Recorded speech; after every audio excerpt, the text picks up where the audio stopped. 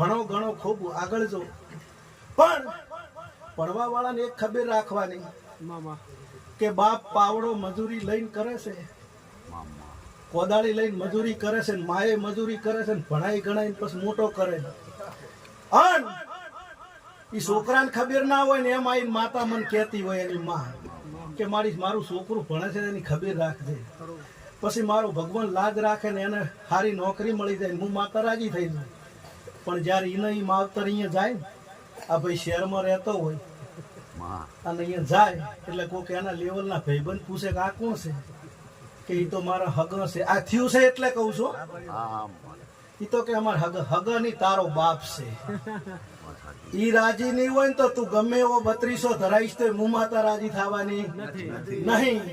પેલા તારા માવતર રાજી છે તો તું નાળીઓ રે નહીં લાવે ને તારા માવતર બેઠા બેઠા મને જોગણીને એમ કહે છે કે મારું છોકરું